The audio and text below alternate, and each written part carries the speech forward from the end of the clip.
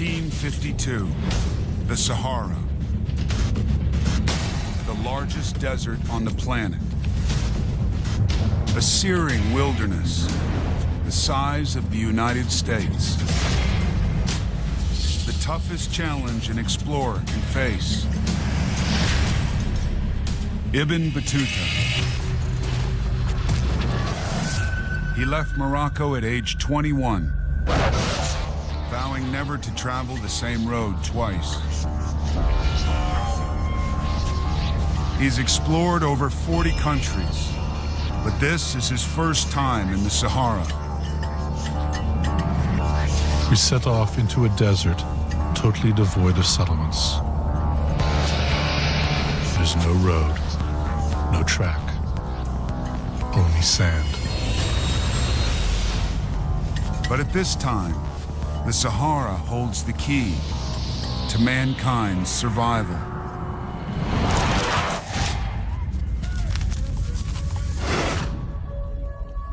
The plague rages through Asia, Europe, and the Middle East. It's killed up to a fifth of the world's population. In Damascus, Syria, Ibn Battuta records 2,400 deaths in a single day. But the Sahara is a barrier against the pandemic. With temperatures up to 135 degrees, the plague can't survive the heat of the desert. Few living things can. The Sahara is vast. It's the definition of a horrible place to be. There's no water. It's incredibly hot. Your eyes are playing tricks on you. Your mind starts playing tricks on you. It's an incredible ordeal. The body's cooling system shuts down. Heat stroke. Then you stop sweating because you have no ability to get rid of fluid to allow you to cool down. You stop thinking normally. And it's that erratic, bizarre behavior that ultimately leads to death.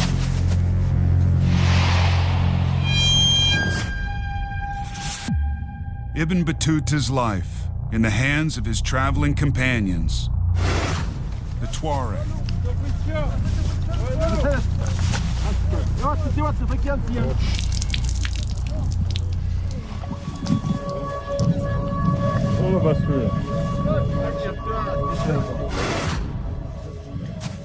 Nomads from North Africa.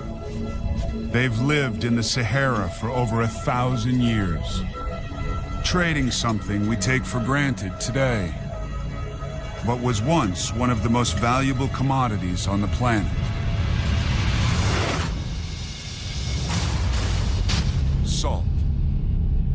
Salt was everything. Salt was literally the difference between life and death. Before refrigeration, salt was the key to preserving food. It absorbs water and stops bacteria from growing. Salted food can last for a year without spoiling.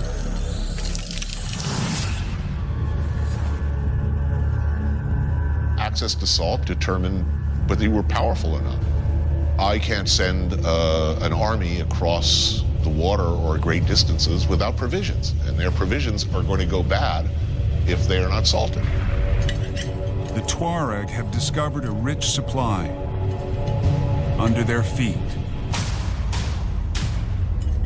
Millions of years ago, the Sahara was a sea. As the water evaporated, it left behind huge salt deposits.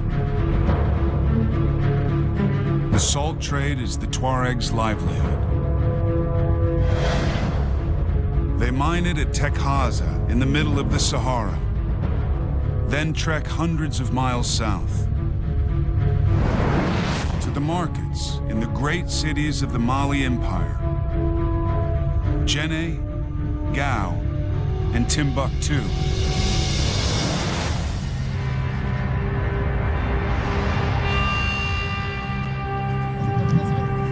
But it is a dangerous journey.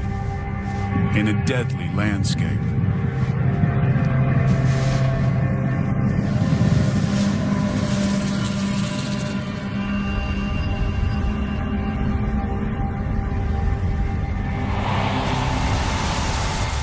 The greatest fear of every traveler: a sandstorm.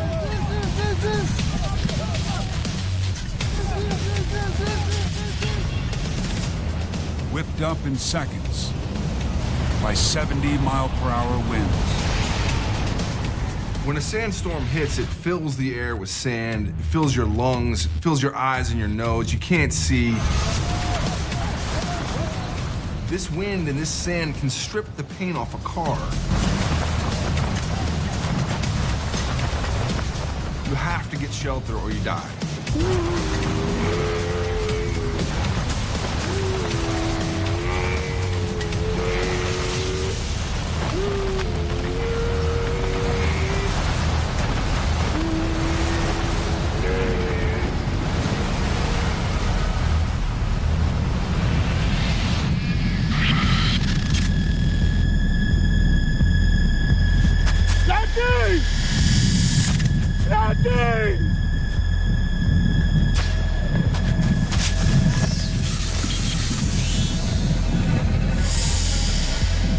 One of our party was lost in the desert.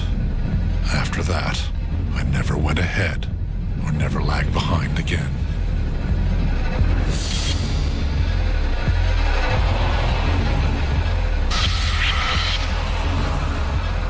After 2 months in the Sahara, Ibn Battuta's camel train reaches its destination, the cities of Mali.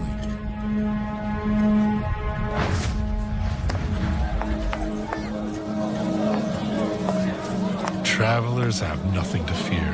They gave me gifts of food and treated me with the utmost generosity. May God reward them for their kindness.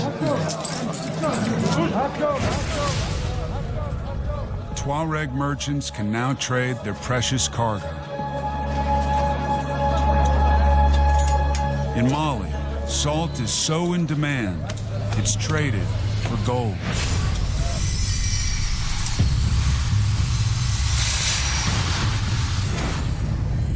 Today, most gold in the world has to be mined deep underground.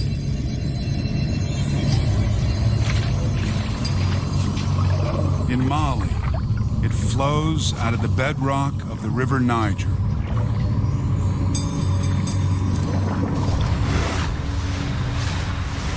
At this time, as much as 2/3 of the world's known gold reserves are in West Africa.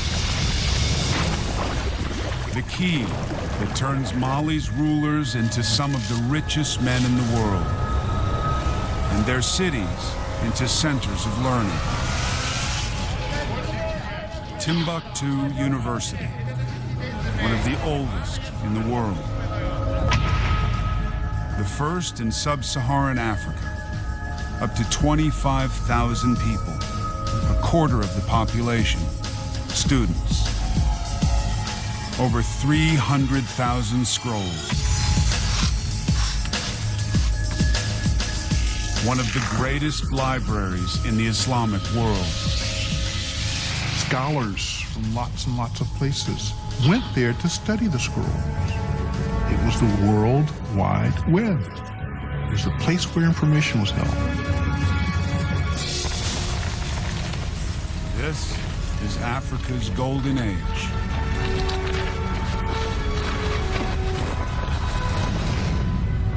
In the south, Great Zimbabwe, a gleaming city of stone, legendary site of King Solomon's mines.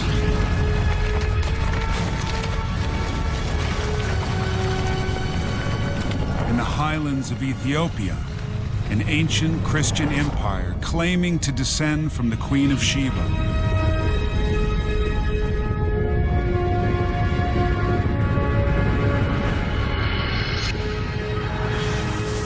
And on the east coast, Kilwa, one of Africa's busiest ports.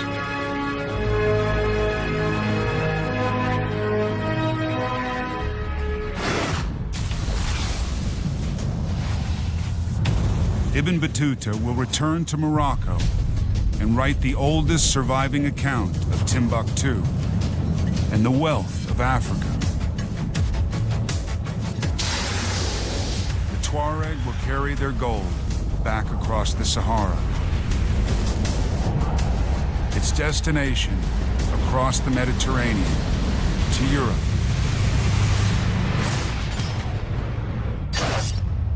African gold will be key to the greatest explosion of ideas the Western world has ever known. It'll make some men rich and others reckless.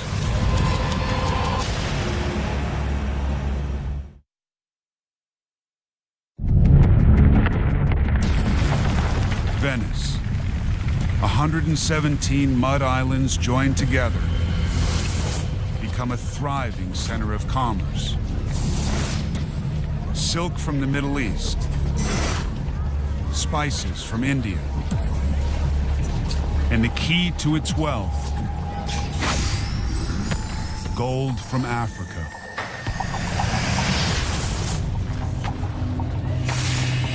A young Venetian, Pietro Venier, hoping to get rich as a partner in a bank, the Priuli brothers.